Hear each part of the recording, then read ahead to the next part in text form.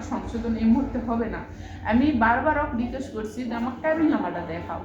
আমাকে যদি ও একটা বার দেখাতো আমি এই কাজ করতাম না, আমার করার কোনো ইচ্ছাও ছিল না। আমি শুধু চাইছিলাম যে ওর বউ হয়ে ডকুমেন্ট হয়ে আমি থাকবো। আর এটা কিন্তু পুরোটা আমার চোখে লাগিচ্ছে যে আমি অবহিত, যেহেতু আমাকে লাভ খুলছে সেও আমাকে দেয়নি, কেউ দেয়নি, তাহলে আমার কি মনে হবে না যে আমি অবৈধ?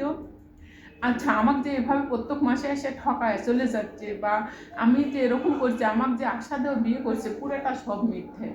সিগারেট কেনার টাকা দেয় এই মুহূর্তে, দিব না কেন, তুই দে, ঘরে তো আমার চাল নেই। গত ওই দিনে যখন ওই বিশদবারে আসে তখন চাল ছিল না, ঠিকছে ওর বইয়ের নামে মার্কেট করছে, ওর বেটার বইয়ের নামে মার্কেট করছে, লাতিনের নামে করছে, ছেলের নামে করছে, অথচ আমাদের ঘরের চাল কিনে নি, হাট বাজার করে না। ওই পাশের রুমের ওরা, আমি ওর সাথে অত তো কথা বলি না, তাও ওরা সবাই যখন ঘরে কথা বলি অবশ্যই তো সাইটে ওরা জানে বা শুনে।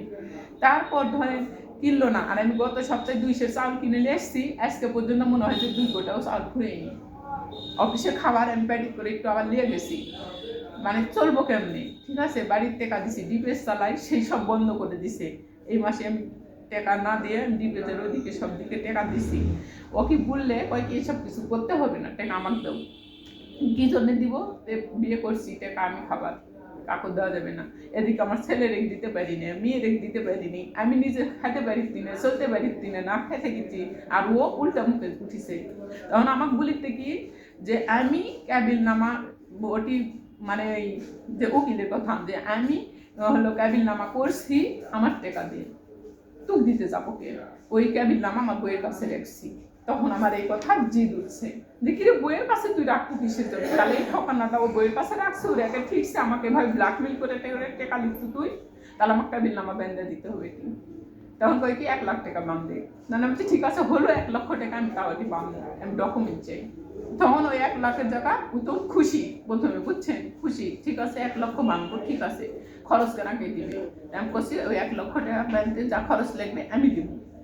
তখন এই তর্ক বিতর্ক করার পর তখন বলছে সত্যি আমি দেবো, আমি দেবো, 1 টাকাও দিতে হবে না। ওই তখন ওটি রাজি হয়ে 1 লক্ষ টাকা বান্ধার কথা কয়ে রাজি হয়। ওই ভাইরা সবাই পুছে, তখন ওই গঞ্জাম ঘরের মধ্যে করতে লেগছি, ওরা তখন বলে যে কি হয়েছে রে আপা এত সিলেনকে? ভাই ওই আমাকে ভুয়া কাবিলনামা ধরা দিছে। তখন এটা দেখাচ্ছে আর কি, যে এই যে ভাই আমাকে এই করছে, আমি একটা কাবিলনামা বেঁধতে চাই, ও ও আমাকে বেঁধে দিবে, আমার বউ হয়ে পরিচয় থাকতে চাই, ও আমাকে নইলে ছেড়ে দিবে হয়তো, আমি ওর ভাত খেতে চাই। তখন ওই ভাইটা তখন এসে সামনে বলে যে তুমি কি হচ্ছিল একটি ভাত দিতে চাও, আসলে কাবিলনামা এরকম কে কি হয়েছে? তখন ওই বলে যে আমি করিনি, উকিলে করছি। তো উকিলে দুটো করে তুমি করো না, কেন না? তাহলে ঠিক আছে, তুমি হলো ভাত দিবে, ও ভাত খাবে, তো কাবিলনামা যদি বেঁধে দিই তোমার কোনো আপত্তি আছে? যে কাছে নেই। তখন বলছি আমাকে 2 দিন পর তুমি ছেড়ে দিবে, অলরেডি তুমি 1 লক্ষ টাকা দিয়ে দিছো, আবার আমাকে হলো মিথ্যা প্রতারণা করলে কি? আমাকে এই কাবিলনামা আমাকে কেন ঠকায় দেওয়া হয়েছে? তাই আমি তোমার ভাত খাবো, আমার যেমন 4টে সাল মারা করে আমি এই জায়গা এই পর্যন্ত আমাকে নিয়ে এসেছো, আমি এটি ভাত খাবো আর আমি থাকবো, আমার কোনো বিশ্বাস নেই, কারণ আমাকে ব্যারি করে দিবে চাচ্ছ, ঘর করে দিবে চাচ্ছ, আমাকে আলাদা সংসার করে দিলে থাকতে চাচ্ছ, আজকে সব মিথ্যা কেন হলো? আমি 6 লক্ষই বাঁধবো। তখন ওই ভাই বলিতে যে না পায় একটি বেদনা কমাও একটু। আমি না ভাই, ও আমাকে ছেড়ে হয়তো চলে দেবে, ও যদি না যায় তাহলে আমার কোনো কাবিলনামার দরকার নেই, আমার সাইনবোর্ড হয়ে সেম হয়ে থাকবে, আর যদি ওর যাওয়ার ভয় থাকে তাহলে ওই বেঁধতে যাবে না।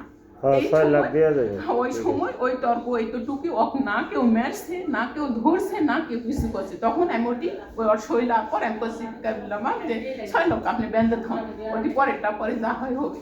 এই তো এতখানির মধ্যে আছে, সত্যি বলছি আর বেশি না, কিন্তু ও আমার পুরোটাই ঠকাচ্ছে। আমার সন্তানগুলো 3 মাস কথা বলতে পারছি না, ওই ঠিক ওর লাতিতে পুলিতে